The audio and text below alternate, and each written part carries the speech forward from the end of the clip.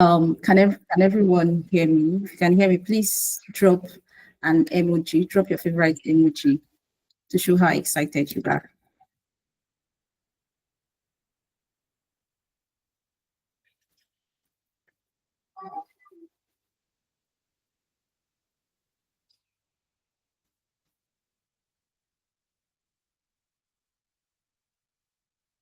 All right, thank you so much. Thank you so much. Yeah, thank you, Bon. Please, let's keep the emoji coming on. All right, so I'll just do a quick shout out to some persons here. We have Peter here, which is part of Vontech. We have, yeah, thank you so much. Thank you, Mike. I see your emoji. Thank you so much, everyone. All right, so we are already behind schedule, so we'll quickly start. Please let me know when you can see my screen. I'll share my screen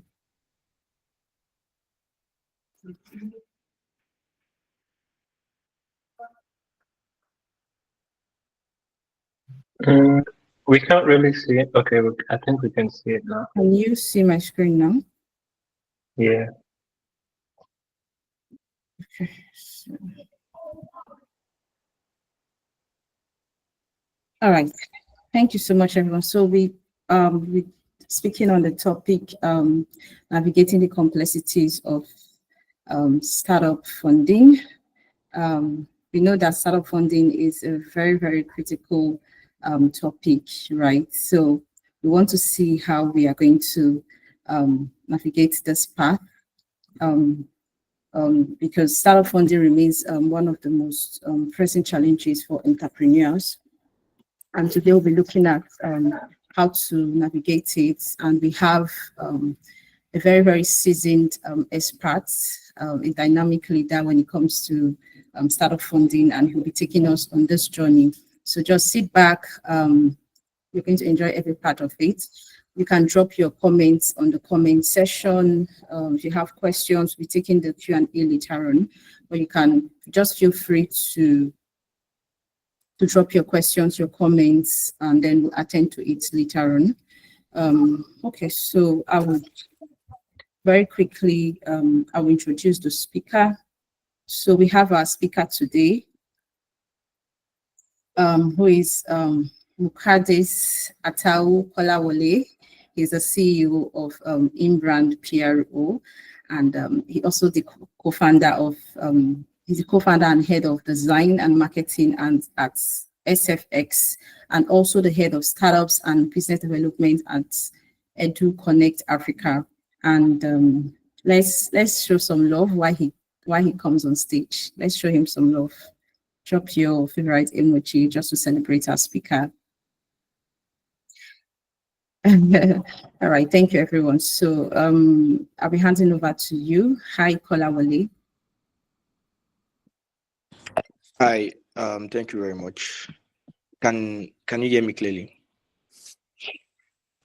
Yes, I can hear you. Can one other person from the participant confirm you can hear him very clearly? Yes. Yeah, you're fine. We can hear you. All right, awesome. Good evening, everyone from wherever we are joining. It's a pleasure to be here to speak to everyone today on a very pressing issue.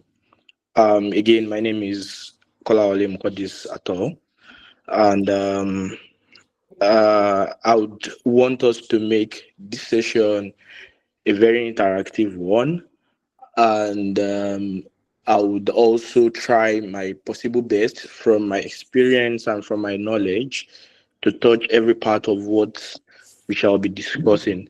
So in today's session, like we know, we'll be discussing on we'll be exploring the funding landscape.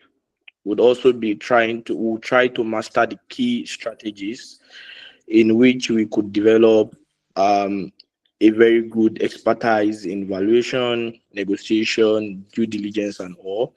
We're also going to talk on how we can build investors' relationship. We're also going to try to talk about some scenarios on funding and how it goes. The first thing is that okay, 1 minute, sorry. We need to understand what funding is all about and why should we seek funding when it comes to startup. A lot of questions or a lot of people would ask that when we talk about funding, is it only for start? Is it only for a company, a registered company? Is it that when I want to seek for funding, I must have something I am doing already? The answer is no. Even when you have an idea, you could start seeking for funding. What is funding all about? Funding is you literally seeking for money or taking advantage of people's money in a very positive way to impact in the society or to impact in the community where you find yourself.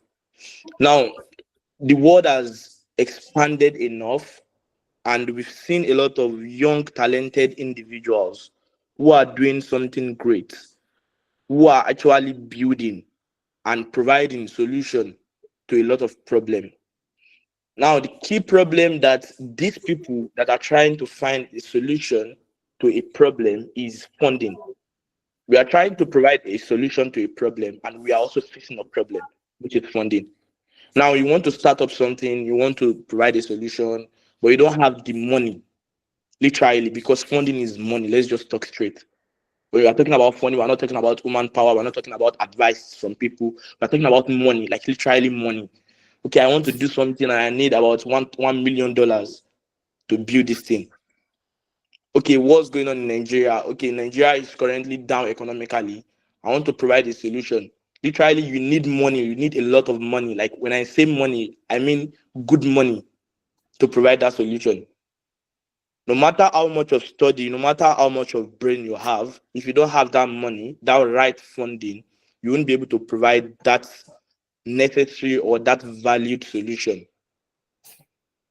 So, the funding landscape itself, we need to understand the journey from the bootstrapping level, the different aspect of funding we have. And I'll try to give a lot of scenarios so we could all understand and we could all follow through what I am saying. The first thing, the first level of funding that I know so far that people utilize in this world is bootstrapping. When you have an idea, when you want to build a startup, when you want to build a solution, and you don't have the right people to meet to take their money, the first thing that comes to your brain is that how can I bootstrap? How can I locally generate revenue by myself? How can I do this thing? How can I get that money from my pocket to make sure I just achieve my goal? When we talk about bootstrapping, we talk about individual money. I'll give a very good example using myself. In 2022, 2023, I and my colleague or I and my friends in the Northern Cyprus, we started a startup called SFX today. And this startup was initiated out of anger because we are Nigerians. We are studying in this region, in this Turkish region, and there is a serious problem of getting FX. When I say FX, I mean foreign currency, right? I can't go to my GT account and say I want to transfer naira to dollar. It won't go. It won't work. Then I'll have to start stressing my mother to go to the bank branch for me in Lagos or anywhere in Nigeria so that she can deposit some amount of naira for me and then I can get it in dollar here. And then start taking about 2-3 months before that money arrives to this place. That is one problem. Now, another problem is that we as an African, we are we have that less privilege when it comes to opening a Turkish account or a foreign account in this region. Now, you'll be required to bring up to 800,000 naira, or let me just say $500, just for you to open an account to utilize in this region. And it's not that when you open that account, you will be able to spend that 800,000. that money will have to stay in your account for at least 2 years before you can touch it. Now, this is the problem that every one of us are facing. And we have about 33,000 African students or international students studying in this region. Now, imagine 33,000 of us facing this problem, and there is no single solution for us to utilize. We have to either depend on MoneyGram, Western Union, Binance. You understand? We started adopting the cryptocurrency so that we can be able to get FX and we can be able to like pay our bills, our tuition, and all. Now, what did we do? Myself and my friends, we thought of it that we could do something. We could provide a solution. We could create a platform on blockchain technology and allow people from Africa to get FX directly from their local bank. Now, we had that great idea. We had everything in place. We had the right knowledge. We had somebody that would design. Obviously, you could see that I'm the head of design and all. Okay, this guy is going to design. This one will do the coding. This one will do the operations and all. We already set up ourselves. But then we needed money. And that then, literally, what we calculated that we'll be needing was close to $100,000 to start everything that we need. But nobody was willing to give us this money. It is also something that we as an international student, we find difficult because we are in a no man's land, like they say. We are not in our father's or mother's land that we could easily walk up to people that speak or that understand our language. When it comes to business, when it comes to tech, when it comes to building a startup, there is what I call business racism in startup. And I believe some of us on this call would have been facing this issue at one point or the other. When I say business racism, I'm not meaning racism just by color or the normal racism. Now, if you don't speak the language I speak, I will not be able to trust you enough to give you my money to build anything. If you don't have the same color like I do, I will not be able to give you my money because I will not be able to trust you enough to build anything. It is not racism in the negative way, but racism in the aspect of trust. Now, a lot of people are looking at us that 3 Nigerians saying they want to build something in the fintech industry and they are requiring us to give them $100,000. How? What they want to use the money for? Even we met someone who told us that he is very skeptical and afraid because of his past experience in the United Kingdom, that if he gives us this money, hope he is not going to wake up the next day and then you will not meet any of us again in this place, that everybody will have vanished. So these are issues, these are things. Then what did we go back to? What did we fall back to? We fall back to bootstrapping ourselves because we had the dream and we were very pissed off. We needed to just provide that solution. We went back and we said, let us bootstrap. Now, when we talk about bootstrapping, we talk about using your personal savings and revenue, maintaining full control and ownership, typically ranging from $0 up to $50,000 on a normal standard. And then this is a very perfect level or idea or solution for early validation. Now, you want to build something, you have some amount of savings in your bank. You want to work on a solution and then you have $5,000, for example, in your savings account. This is the time that money will be beneficial to you. Pick up that $5,000, have a roadmap. What is your goal in the next 18 months, for example, in the next 12 months, 1 year? How can you utilize that $5,000 in a very good way to achieve or to scale up your business to a certain level? Another way of bootstrapping is that, okay, I have this idea. What is the future I could build that will serve as my MVP that I will use to generate revenue? Because even if you have $0, $0 in your account, you could still bootstrap. All you have to do is to work on the future that will take less amount of money from you, that will require very, very little amount of money. Maybe the only thing you have to spend on is probably your data and maybe just food and all. You want to work on an application, for example, a transport application. The first thing that we should be familiar with the word MVP, MLP, and all. Now, what is the MVP that you could build?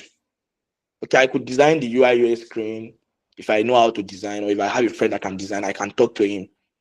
Okay, I could design the screen, and then I code. If I can also code, I code the onboarding screen, the sign up screen, the home page. No KYC for now. Or I can manually build something on my back end and just generate and just get few KYCs from few users. Let them start using it. Let me start generating revenue. There should be a paid something. Maybe I connect driver and users. I connect them. I get 2% commission on whatever the passenger is paying the driver, for example. But I start generating revenue. I start saving up for my MLP. This is another way you could bootstrap. Understanding what you want to do, trying to figure out a valuable MVP that will generate some amount of revenue for you in few period, and then transitioning to build your MLP or scaling yourself up to your pursuit level. Now, also bootstrapping. After bootstrapping, another thing that most startup founders don't know is the 3 Fs. In business, we have those we call the 3 fools. Not fools as the normal fools of insult, but we have those people we call fools, and we categorize them as 3 Fs in business. Who are these 3 fools? They are your family, your friends, and the fools themselves. I'll break them down. The family are your rich aunties, your rich uncles, your rich brothers, your rich sisters, your rich parents, and all. People close to you, people that you share the same surname with, people you share the same blood with, your cousins, you understand, people that are very close to you, your family. They are rich, they have money, they have connections. You could leverage on this. Your father has a lot of money, and then you are trying to be independent boy, and you want to do something for yourself and have a name for yourself, have a business for yourself, have your own money and not depend on your parents' money anymore. You can walk up to your father, convince him, because these are the first set of people that will believe in whatever you are doing after yourself. You can convince him, hello dad, I'm trying to work on something. I'm trying to build this and this and that. And I need you to just give me some amount of money. This kind of funding, it does not require you to give them equity in return. No, it does not require you to even give them that money back. Sometimes you might take the money as debt, but 99.9% of times you don't take this money as a form of returning equity or giving them equity of your company. At this stage, you still have the 100% ownership of your startup, of your company. If you are the only one, if you are not two, or if you are not three or more. You work to them, you tell them, I want to do this and this and that. You get their money. You collect from your dad, for example, $3,000. You collect from your mom, $3,000. Collect from your rich uncle, $5,000. Your rich auntie, $10,000. You accumulate all this money together, and then you start doing what you want to do. You upscale your business straight. You scale up to a certain level, a certain valuation of a certain meaningful valuation of your brand, and then you start taking investors from there. That is from your family. The same thing applies to your friend. You walk up to me, Kolawole, come, I have something I want to do. Friends that are going to believe in you, because not all friends are friends. Sorry to say. You walk up to me, for example, and tell me, Kolawole, I'm trying to work on something, and you know I have that money that I could assist you. And you give me like $1,000. I'll give you back after 18 months, after 12 months. That could serve as a loan. And then you use it to do whatever you want to do. Now, the fools themselves are those that have money, but they don't know what to use their money for. The likes of them are our politicians in Nigeria. They have embezzled a lot of money. but they don't know what to use that money for, that they'll just be spending it anyhow. If you can be able to convince one of them to give you $50,000 as a loan, not even as for equity or anything, just for loan, tell them that you need them to give $50,000, that you give them back after 12 months, that you want to use it to do something. You don't even need to tell them what you want to do. You don't need to tell them how the business is going to go. Just tell them to loan you that money. That once they loan you, after 12, 18, 24 months, 36 months, you are going to refund them their money back without interest, without anything. Free money for you to start your brand or your business. So you should try to utilize your connection, the people around you, your community, your surrounding, when you start thinking about funding for your business. Funding does not require, as well, like I said, you don't have to start something before you can take funding. From the moment you have an idea, a very sensible, productive, innovative idea. Take it again. Sensible, productive, innovative idea. That means you must have researched about your term market, your SAM market, your SUM market. You must have understand your market. You must have seen, this is where I'm going to get my market fit. You must have understand your competitors and all. You must have passed through all this stage. You must have gotten to the stage where you already understand everything. You understand the problem, you understand the solution, you understand the metrics of the market. That for you to make mistake, it will be very, very limited and rare. Because a lot of us will just wake up one day and we just think that we have an idea, we want to do something. We don't even research. We don't make any single little research. We don't even check the market. We don't even know. We just want to do something because we want to feel among. This is not the kind of ideas I'm talking about. I'm talking about sensible, productive, and innovative ideas that you have think about it very well. You understand the market. You understand the competitors. You know what you are going to meet. And you are ready to fight the battle. Then you can start talking about your funding. You should try to leverage every connection you can think about, you can think of. If you feel your parents are not rich enough to fund you, or your brother, your sisters, your aunties, your uncles, they could know someone. That is where the connection comes in. They could know someone that knows someone that knows someone that can assist you in terms of money. Another key scenario I'm going to give, still with myself and my brand SFX that I'm co-founding. So I told you I started it with my friends. We are three co-founders. One of us has an uncle that is residing in Samson, Turkey. We reached out to him and we told him about our idea because we knew that we needed to make a registration similar to the CAC we do in Nigeria for us to have some other benefit as an international student. Now, his uncle happens to be a citizen in Samson, Turkey.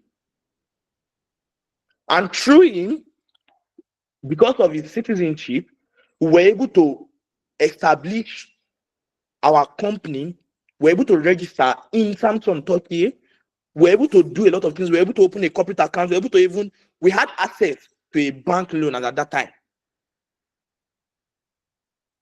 Just because we utilized his influence as a citizen. Not his money now. His influence, we utilize just his influence and connection to set up our company in Turkey, to have access to a corporate account and also a bank loan. These are people that we could not open a bank account of ourselves because we were not having up to 800,000 naira to just keep somewhere without spending. And through one person, we're able to set up a bank account with 0 naira, with $0. This is where your connection comes in. When you talk about funding, you should not necessarily go for the money. If you know that there are other things that you could get that would give you access to that money, utilize it. Leverage on them. We know his uncle, we talked to him, through him, we set up the company, we had access to the loan. Now, we didn't get the money from his uncle, but we got something that got us the money, our first money, our first asset of money, because we literally didn't even utilize that loan. We got that access through him. You could also do the same thing. Now, if you have now considered all these factors that I've said, you try bootstrapping, it's not working, you try the 3Fs, it's not going, nothing is coming through. That means you must have come from a community, or you must have seen that literally where I found myself is not where I could get what I want, looking at the kind of solution I'm trying to provide. Now, that's what we start talking about angel investors. Now, for you to get to your seed, or let me say, the pre-seed comes before the seed. Before the pre-seed as well, you could have access to some angel investors. Who are angel investors? Angel investors are individuals who enjoy giving their money or investing their money into young people. I didn't say young business now. I said young people. If you are looking forward to build a solution and you want to get foreign people on board, foreign investors on board, work on yourself and not on your business. Work on yourself and not on your product. Work on yourself and not on your solution. Please, hope we are penning all these things down. They are very, very important. I'm very sorry to say, but from what I have understood and from my little small experience, I have come to a realization that we came from a non-exposed community. When I say non-exposed community, I talk about Africa as a whole now. I'm not talking about Nigeria or Kenya or Ghana. I'm saying Africa as a whole. Now, why do I say a non-exposed community?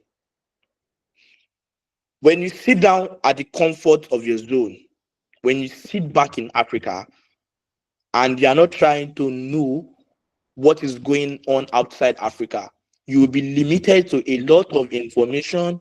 You'll be limited to a lot of opportunities. You don't have to travel out before you have access to this information. We are in the world of technology. We are in the world of internet. You could literally get every single thing you want. Now, let me go back to why I said we came from a very non-exposed community. Back in Africa, the first thing that kills us, or that our government, or that our society has discouraged us of, are our talent and our skills. Now, if you manage to have this talent and skills, they will make you feel like if your business is not promising to them, then it is a trash. And that's why I said, if you are willing to bring in foreign investors into your business, into your brand, you need to work on those three things. You need to work on yourself and not your brand, your business, or your solution. Sometimes last year, around May, June, we met with a foreign investor, an angel investor, per se.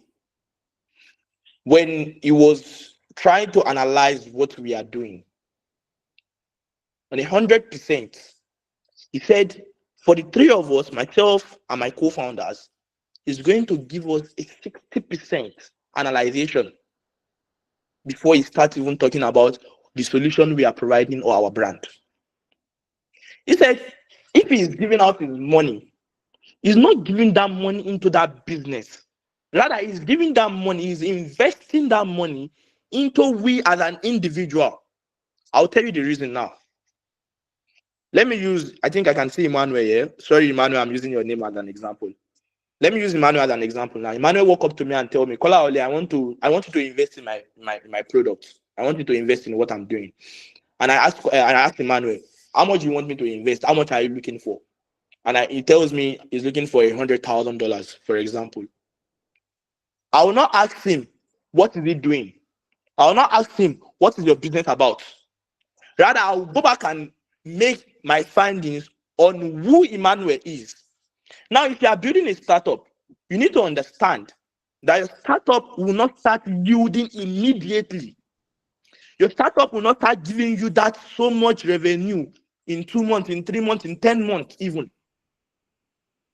You need to understand that the road will never be smooth.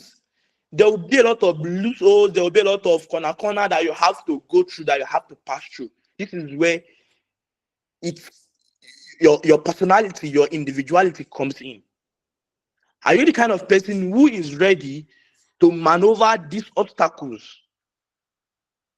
Are you the kind of person that is ready to face any single problem you meet on the way? Now, investors believe, angel investors, let me pick it from there, because we have different type of investors. We have the venture capitalists and all. Angel investors believe that if the business that this person tells me, Emmanuel tells me, is into now, if he is not promising, if he's not going to make it at the end, Emmanuel will be able to maneuver and start up another thing with this same money I have given to him and just change the direction. Now, I am trying to provide a solution in the education industry. And on the long run, I find out that it's going to be a very, very challenging thing for me. Probably I have to get some sort of licensing from the Ministry of Education, from this one and that one, and it is so difficult for me to do. I should be able to maneuver from that education into another thing without giving up, without making too much of loss on the money I have collected from an investor. Because when we talk about taking investment from individuals, from people, from angel investors, from investors, let me say, you are also, the same way you'll be looking at the profits, you'll be imagining the profits. You should also be looking at the loss. You should have your worst case scenario. If this and this happen, what should I do next? If this and this happen, how am I going to do it? Okay, if I have two co-founders, I am the founder, we are three co-founders. If one of us is sick or something happened to one of us, or the worst to the worst, probably the person dies or something, what are we going to do? Are we going to pack up? Are we going to just say we are not doing anything again? What happens to the money of the investor that we collected money from? These are questions. Now, you would agree with me why I said you should not even try to focus on that business. You should try to invest in yourself first. Like, you should try to focus on your own individual, your own personality, because this is what the investors will be looking at. The moment an angel investor cites a little mistake from you, from your personality, then it becomes a problem. So when you are trying to source for fund from an angel investor, you don't go about and start telling him 101 benefits of what you are doing. That is not the first thing. You need to sell yourself first to that person. You sell yourself, you sell your potential. Okay, my name is Kolawole. I do this, I do that, I do this, I can do this, I can do that. I have been able to do this before in the past. I have been able to do that. I have attended this and this and this. I have sell yourself to the maximum amount you can sell yourself up to. Sell yourself. Now, when you now sell yourself, you now say, yes. Talking about why I came here. I have this idea I am working on. Blah, blah, blah. Sell that idea and then request for your money. These are ways we could talk to investors, angel investors. We could get into them and talk to them. Now, when we have talked of all those parts, they'll not start talking about what's your valuation, what's your this, what's your that, what's your blah, blah, blah, and all. For a company that it is just a mouth company. What do I mean by mouth company? A company that just have a name. Everybody in Nigeria today now, everybody is a CEO. I'm a CEO of this and that. I'm a CEO of this and that. You have no valuation. What do we call valuation? Or how do we calculate valuation? Valuation are literally being calculated with the assets you have in your company or your brand. Presently at SFX, we are seeking a pre-seed of $500,000. How do we come about this $500,000? How do we come to this conclusion that this is what we needed? Investor wants to know, what is your valuation? How were you able to evaluate your company, your brand, your products? A company that started with zero funding is now valued at $3 million. That is to say, if myself and my co-founder decide to sell that product today, we'll be selling it for nothing less than $3 million. How are we able to evaluate our company up to this stage? Because of the assets we have. What are these assets? Assets begins from your user base, from your MVP even sometimes have been added to your assets. Okay, your registration. Currently, SFX is registered in Turkey. It is registered in the United States of America. This alone has given enough credibility. We have more than 1,000 user base who are actively using our platform. We've been able to process over 405,000, let me say over 500,000 in stablecoin payments. So all this would be calculated by specialists. Sometimes you could do your valuation yourself, but when you start seeking for investment, your pre-seed, your seed, and all that, there are some people that are specialized in calculating this. Sometimes investors themselves happens to calculate this valuation themselves. And that is why you have your due diligence procedures when you are seeking for investment. For valuation, you need to consider a lot of things. When you are taking investment from angel investors, opportunity to take money from them as a debt is very, very slim. Higher chances are you will take their money in exchange of equity. And that is where that valuation issues too always comes in. You say you want $100,000 from an investor in exchange of how many percent equity? Now, if you tell investor that you are giving him, you want to take 100,000 and you want to give him 10%, he would ask you, how did you reach that 10%? Why should I take 10%? If you are not able to defend yourself, then money is gone.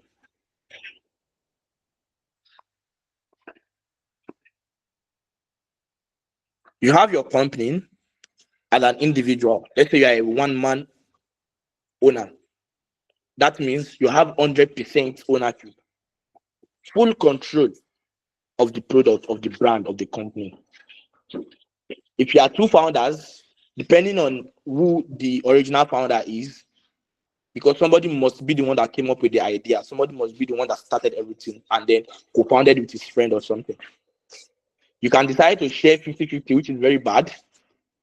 You could decide to share on 51-49, depending on whatever agreement you have with your co-founder. If you are three co-founders, depending on whatever agreement you have your shares. Now, there is always a certain amount of shares or equity that is always advisable to be free for investors, for people to invest in. After you must have completed the valuation, blah, blah, blah, and all. Let's say, for example, let me use SFX as an example. Currently in SFX, we have 20% free option stock for anybody, investor, for team, in terms of like people that we employ and all. Now, and we say we are seeking $500,000 for 15% of our company, valued at $3 million. Investor will come, investor will ask, okay, why should I give you $500,000 for 15%? $500,000 is much. That's almost $1 billion. So investor want to be curious. It's curious. For a startup, why should I give you that money for 15%? Then we can defend ourselves that, okay, these are our assets. We have this, we have this. We have been able to bootstrap to this stage. We have been able to scale up to this stage and blah, blah, blah, and all. Then we're able to convince him and then we get that money from him. But if you have no valuation, I would advise you allow your investor to calculate your valuation. Don't be too greedy when it comes to calculating your valuation and taking equity from your company in exchange of money. Don't be too greedy. You should just be very smart. Allow the investor to calculate the valuation, but Whatever equity the investor is taking should never be higher than your own equity that you control, or the equity you control alongside your co-founder. If, for example, you and your co-founder, you are controlling 60% of equity, right? You should never allow your investors to suggest for you 50% equity in exchange of money. That means you have to reduce 10% from your own, and then you be on the same level with your investor. Or your investor tells you that, okay, let him take the 60% and then you take 40%. No. In as much as you are allowing your investor to calculate your valuation for you, you should never be too stupid to then allow him or her to take higher equity than you control. It is very, very bad. It is very, very poor. What is this? Sorry, 1 minute, guys. Calling me. Sorry, I'm receiving a call that I'm not supposed to take at this time. Okay. Okay, sorry guys. I just got a message that seems we've exceeded my time. So let's just try to round up. So as I was saying, investors sometimes calculate your valuation and give you money in exchange of equity. You should not allow your investors to take an higher equity for a lot of reasons. You should be very, very smart when it comes to taking their money, because you allow them to vest. You take their money and then they'll vest their equity and all. Then we also have the VCs, the venture capitalists, who also invest in businesses, in startups. And it is very rare, though, for you to see venture capitalists that will invest from your proceed. When you are doing your Series A, your Series B, your seed, your seeding period, your seeding time, you could talk to venture capitalists. Venture capitalists are like group of investors. Sometimes, most times, group of investors who come together and invest in businesses and all. Then you could also talk to another way of investing is through grant and competition. So you could look up for a lot of grants in the niche you are trying to go into. Probably if you are going into tech, there are a lot of tech grants or tech competitions that you could go into and get some money. There's also what we call crowdfunding platforms, where you could also get funding for your business. And there are a lot of strategies in which you could get money or funding. There is matching investors, there is understanding term, blah, blah, blah, and all. So also finding your investors, you could find investors through some investors platforms. We have some investors platforms where you could find investors. You could also find investors from online platforms like LinkedIn, and or you could find investors through your friends who have actually gone into that business. You could also go into some startup acceleration programs. You could go into some incubator programs. You could find investors from your local environment as well, probably from a government agency or a government personnel and all. So you could find your investors in so much of way. You have to craft your pitch. You have to craft your business in a very meaningful, convincing way, so that you'll be able to get funding from these people. And then another thing I would keep us with is that relationship with investors, with people. Let me not even say investors alone, because you don't know who is who. Relationship with individuals, it is very, very important. When you're into business, you should try to maintain a not stupid relationship with people. Those that worth you having a very reputable and good relationship with them, even if you are not benefiting from them now, or they are not benefiting from you now, please try to keep cool with them, because you can never tell, you can never know who and who is going to assist you. You can never know who and who you are going to benefit from.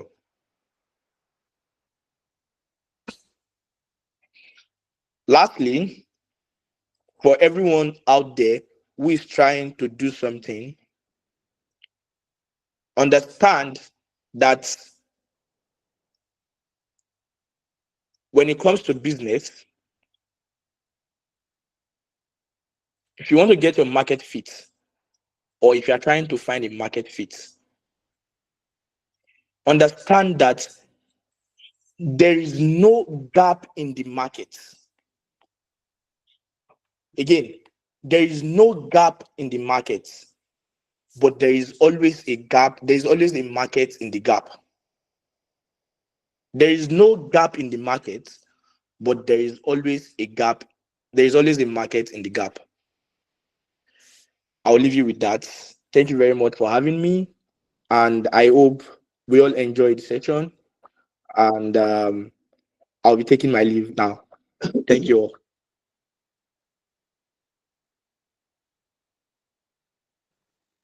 Okay.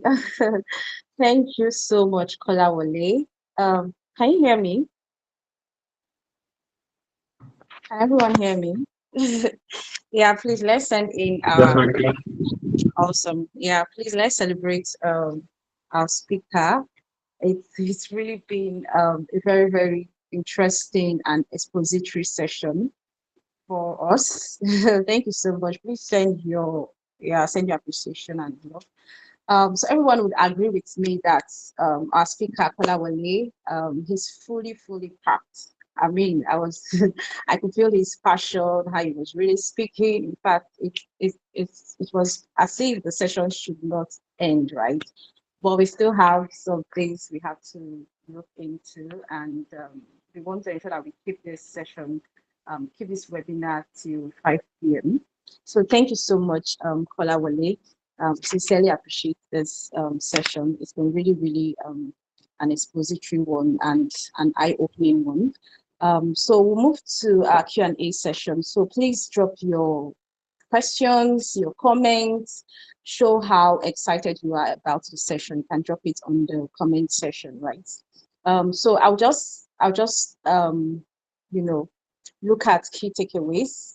There were quite a lot Kolawole was talking about, trying to give us insights on a lot, but I was able to capture some of the things he mentioned. So some of the key takeaways are as an entrepreneur, as a founder or a co-founder, ensure that you have a roadmap on what you want to achieve. Very, very important. Figure out what you want to build, and then you can make use of 3 critical people that would fund you, that would support your idea. So he mentioned 3 fools. So I'll just call it 3 Fs, but he called it 3 fools, right? So you have the family, the friends that would want to invest into what you're doing, right? Because you build some level of trust, right, that you could leverage on. I think he mentioned understand your market, make your research. And then when he moved to the angel investors, he mentioned that you should work on yourself and not on your solution, right? So when you work on yourself, then people would be able to invest on your solution. Very, very important. But I think this was my favorite. Then another one he mentioned was get the right information, be resolute on solving every obstacles, right? Just know that you encounter obstacles, but you have to be creative in solving them. Be creative in your approach with solving them. And then he mentioned have evaluation, and then he left us with this last words. There is always a market in the gap. There's always a market in the gap. So thank you so much, Kolawole. So I'll just move very quickly to the comment section. Let me see if we have questions coming. Okay. Yeah, thank you, Oladi Puko. I see you also highlighted that. Okay. Okay, so I have a question. Okay, somebody says, please could we get access to the slides? Okay, so I think I would leave that to Kolawole to respond to that later on. So then I see a question here that says, I would like to ask how can we reach you? Is there a group or something? Awesome. Okay, we'll inform you on this. We'll definitely get back to you on this. So the next question says, asking as well. Okay, so we have a lot of people that wants us to have a group where we could, where you could speak to the speaker more. Let me see another question. Okay, so this is a comment from James. This is a comment from James. James says, work on yourself and not your business or solution. Thank you very much. This is one of the key. Okay, so I don't know, is there anybody that wants to ask question? You can speak. I think we'll just give opportunity for just 2 persons, or you can drop your question on the chat. Okay, somebody says, please raise your hand if you want to ask question, please. Thank you. Okay, so I'll take this question. This one says, please raise your hand. Please mute. Can you mute, please? Can you mute, please? Thank you. So this question says, when creating a pitch deck, what's the key points one should? I'm sorry about that. When creating a pitch deck, what's the key points one should focus on? For single founders, what are the risks? Okay, Kolawole, so could you respond to this question? Hi, Kolawole. Yes, I'm here. Can I get the question again? Okay, so the question says, when creating a pitch deck, what's the key points one should focus on? And for single founders, what are the risks? Okay, when creating a pitch, there are a lot of things you need to focus on. The first thing is that you need to talk about the problem. You need to make your investors understand the problem. Then you talk about your solution. Sometimes you need to talk about the team before you talk about your solution, because investors wants to know who your team is. They want to know who are the people behind what you want to do. You talk about your solution, you talk about your competitors, you talk about the market, which is the SAM, the SUM, and the TAM. The serviceable, obtainable market, the serviceable, addressable market, and the total available market. Investors want to know, okay, what kind of market do you have? Remember I said there is no market. There's no gap in the market, but there is market in the gap. So they want to understand what is the market. They want to know. So you need to elaborate on the market. You need to also I've talked about competitors, yes. Then your business revenue model. How do you intend generating revenue from what you want to do? You need to talk about it. Your roadmap. You need to talk about it. Then what you want to spend your money on. Because literally, if you take money from investors, you should not focus on spending on marketing alone. No, marketing is not the only thing you want to do. You could even do some low cost effective marketing. With $5,000, you'd be able to market a product worth 5,000 or $5 million. Sorry. So money should not really go into marketing. Money should go into operations. Money. They also want to see a breakdown of how you are intending on spending that money. So these are a few things that I think you should focus more when you're creating your pitch deck. I could share a PDF per se or a guide that would assist when you are creating your pitch deck. Important point you need to buttress and talk about in your pitch deck. Yes, I think I answered that question. And sorry for those that want to connect with me. You could connect with me on Instagram by at InbrandPR. INBRANDPR. InbrandPR on Instagram. On LinkedIn, Muqaddis Kolawole, MUQADDIS Kolawole. On LinkedIn. On Twitter, enterprise_mark. Yes, you could connect with me on any of these socials. So anyone that connects, just tell me from the webinar. I could share you the slide. I could also share you the guide for creating your pitch deck like I promised. I think I answered that question. Yeah, thank you so much, Kolawole. So we have very limited time, so I think we'll just take the question very quickly. All right, so the next question says, what did Kolawole mean when he said angel investors give you money to work on yourself? Kindly break it down. Okay, so there's a 1 minute. When I say angel investor give you money to work on yourself, they're literally giving you money for a certain duration. For example, an angel investor will give you money to run for 18 months and get the ROI at the end of the day. Now, when they are giving you that money, they are not giving you that money to work on a certain solution, because they believe that on the long run, like I said, you might decide to change what you are doing. Probably if you are building a school, you can decide to change it to an hotel, depending on whatever challenge you face. Investors don't care about the challenges or the problem. Just the same way, no one cares about what you face, but everybody just wants to see you successful. When you are successful, nobody will ask you what were the things you faced on the road. What was those challenges and obstacles? It's just the same thing when it comes to business. So investors are giving you that money because they believe in your individuality, in your personality. They want to give you that money for you to walk through that journey, regardless of anything you want to meet. But at the end of the day, they should be able to get their ROI and they will see a meaningful product at the end of the day. So sometimes if you tell investors that you are building an apartment, at the end of the day, you might later come out and tell them that you later build an hotel. So that is what I meant. Do you understand? Okay, thank you so much. So I think we'll just take 2 more questions. Please, for other persons, kindly reach out to him directly. He has shared his social handles, so you can just please reach out to him. We are really, really behind schedule. So I'll just take 2 more questions. Okay, so this one says, when is the best time to start seeking funding, and what should influence your ask when doing so? Did you get the question? Should I take it again? Yes, sorry. I thought I was unmuted. I got the question. Oh, So I would say there is no best time for you to start seeking for funding. Like I said when I started speaking, you could seek for funding from the moment you conclude on your idea.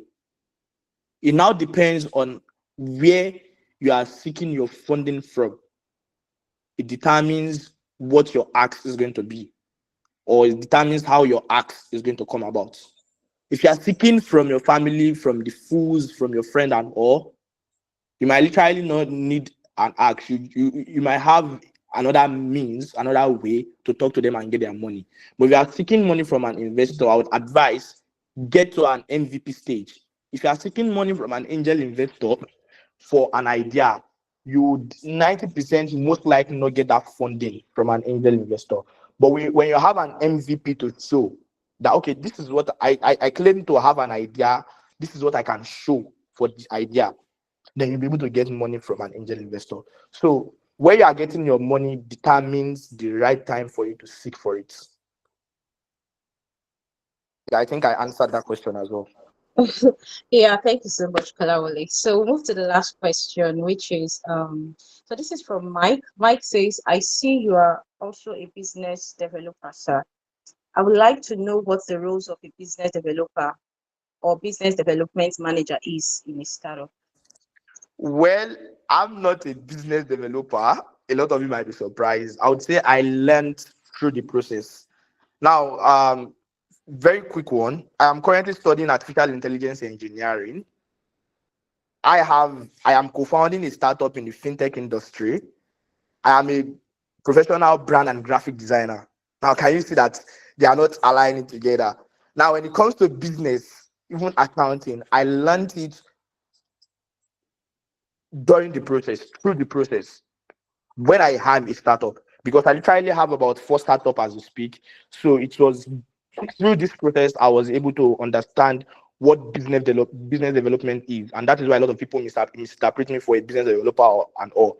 When it comes to the role of business development manager in business or in startup, literally I can say if you are a very solid founder or you have a very solid co-founding team, you could be your business developer at the early stage of your business.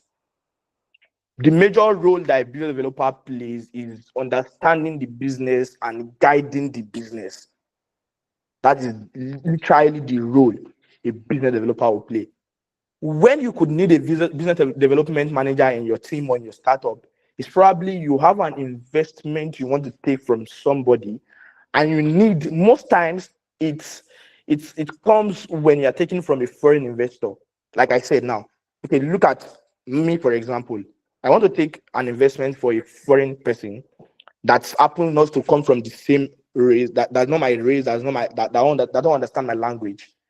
Now, the person needs a validation. What is the validation? For me to have either a CFO or a business development manager on my team that has some certain equity and that happens to be from his own race. So if I am taking from that investor, I have to get either a CFO. No, that is a no case for me because it has a lot of disadvantage. Getting a CFO that is not your own person.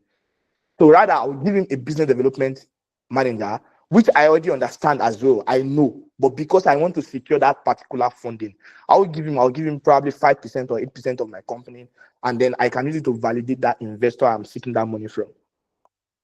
Now, that business development manager needs to validate for me and my brand and my company and my co-founders that I am on their board, I am with them, I am having this social amount of equity, and must make sure he collect that money out from that investor for me and my brand and my co-founders. Else, the equity I gave him would be null and void, and then the position I gave him will also be eliminated. So literally, business development manager is not something so serious in startup. You don't even need it when you're starting your business. Rather, you can learn and then understand it yourself with your co-founders and all. I don't know if I made justice to that.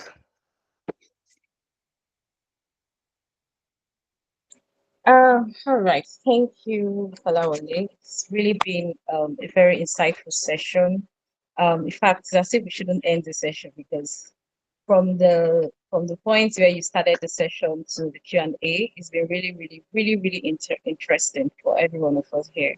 But like I said earlier, we are really behind schedule. So I see Uchenna raising his hand. So sorry, Uchenna. We won't be able to take this. I also see a question from Dennis.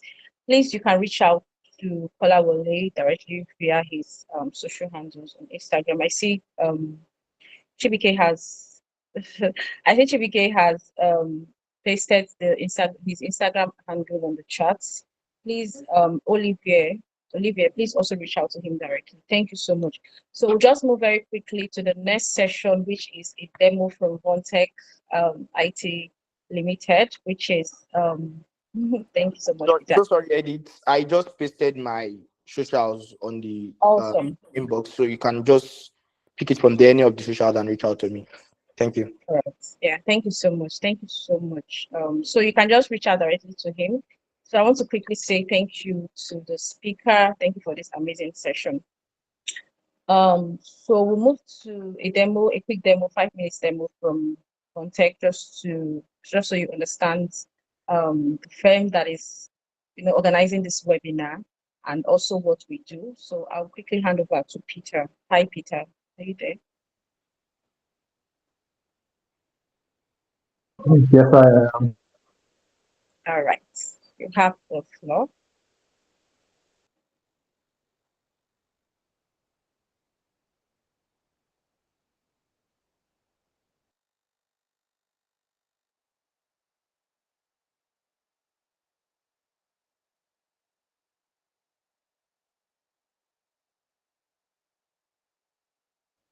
Hello, Peter. Are you speaking? Because we can't hear you.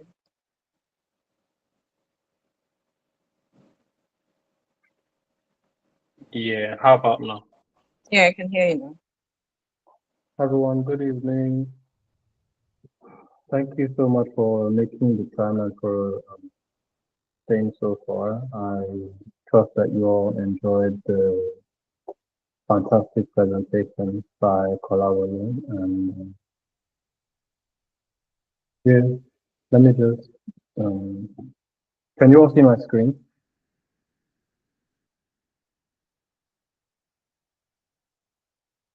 No. All right.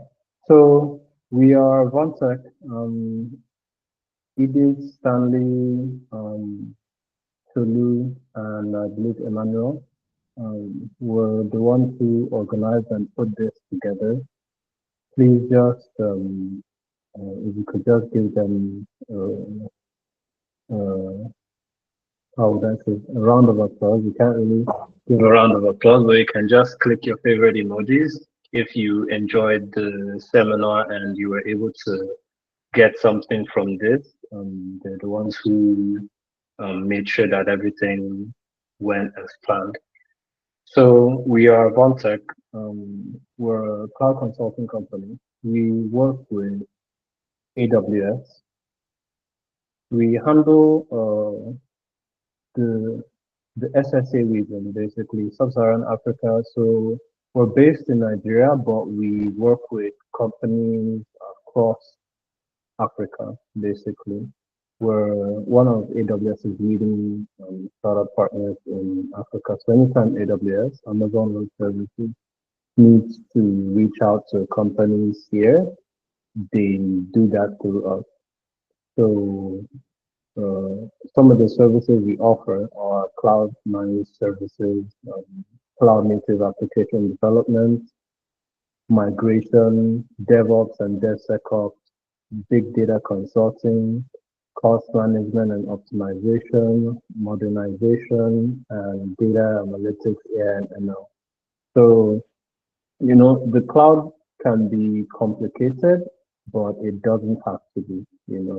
Instead of having to learn from zero how things work, companies partner with us to basically make their scaling, designing, and management of their cloud services easier. We are globally recognized and certified by AWS. All our staff, myself included, have to go through certification exams to make sure that anything we're working with in terms of whether it's technical or non-technical, we've been vetted and we are certified to do so.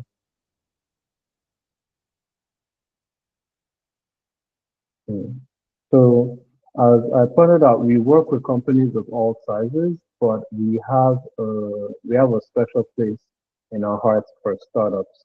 There are a lot of other companies that do what we do, but not many of them focus as much on startups as we do. So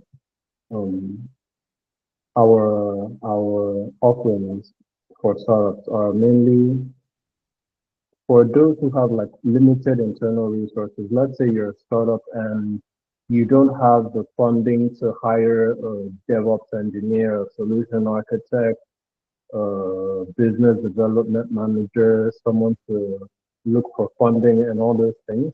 That's where Vontech comes in, because we have those people already and we can put them at your disposal to help you grow. So whether it is cost optimization of the existing environment, because most times people have this idea that AWS can be expensive. Not just the cloud, but AWS in particular can be expensive. And that's often because people don't know how to architect it properly. It can be a bit complicated, as I said before. That's where Vontech comes in, by helping to optimize cost of your existing environment or new environment that you need, integrate third-party services that you might need, reduce the complexity of whatever projects that you want to deploy or launch on the cloud. Due to our fantastic industry experience, we greatly reduce the risk of failure for all your systems and software.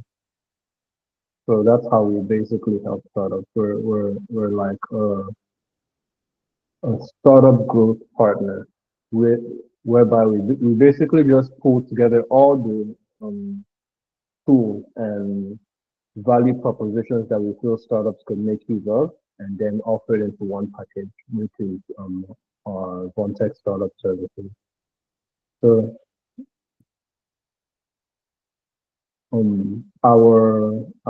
the way we work, basically, the way we offer our services is that we have commitments that we give to the startups and companies we work with. So we make sure that whatever we are doing together, we make sure that it works the first time right.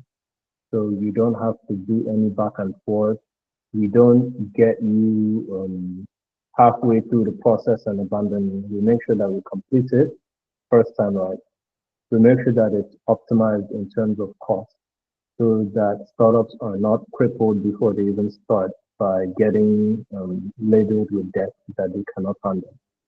We also help startups get access to partner and VC funding. We host events, webinars, and physical events. As you just saw here, this is one of our events where we basically link startups to people who either have the expertise in getting funding or can offer the funding. So one way to keep in the loop is to just follow us on our socials to make sure that anytime events like these happen, whether in person or virtual, you are always in the know. We also offer technical support so that you are never stuck, you're never alone on your startup journey. And we make sure that all these things are provided in a quick onboarding method. Whenever we work with people, we basically have an onboarding folder where all these tools and services are listed out. So you pick the one that works for you, and then we help you integrate and understand it. So incentives. Vontech, as I said before, we're AWS partners, meaning that we can do quite a lot of the things that normally people would have to go to AWS to get, you know. For example, credits. We can offer up to $5,000 funding in AWS Activate credits for startups. We can perform cost optimization, reducing your infrastructure costs, offering exclusive resources, training support, growth acceleration, and well-architected reviews, as well as discounts. I think, yeah, next. So I'm just going to round up. These are just some of our partners that we worked with before, basically. For example, this is SafeSwitch. It's one of our success stories when we first started out. These guys, they were spending a ridiculous amount of money and they were stuck on how to basically proceed because the infrastructure cost was crippling them before they could even begin. And the staff that they had working with them didn't know how to basically reduce their spending without turning off their infrastructure. We came in and within the first month, we had cut their spending by half, literally. Next is Sente. This is Uganda's premier fintech brand. So they're a banking service like what's the banking service in Nigeria? Like our OPay, for example. And they came to us needing credits, and we offered them up to $20,000 in credits. They didn't have to pay us. Like the work that we do, we are paid by AWS, so you don't have to. Majority of the services that we offer for startups, especially, are free. It's just that most people don't know about it. It's just to reach out. And lastly is Lens Square. We work with them. They're also a fintech company, and they came to us needing a method to the predict loan repayment accuracy. So they wanted a method to know whether a customer would be able to pay back loans whenever the customer took out loans. And we were able to work with them to design a proof of concept ML solution that helped to predict 90% accuracy whether a user would be able to pay back the after taking a loan. So with each of the people we work with, everyone has different needs, and it's our job at Vontech to basically tailor our support to that particular user or company's needs, and then make sure that we deliver it in excellent condition and in record time.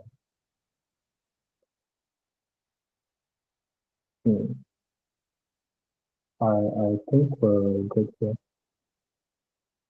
So here's a list of some of the clients we work with, and I think we've come to the end of our slide here. Edith, can I hand over the mic to you? Does anyone have any questions that they would like me to answer after this slide?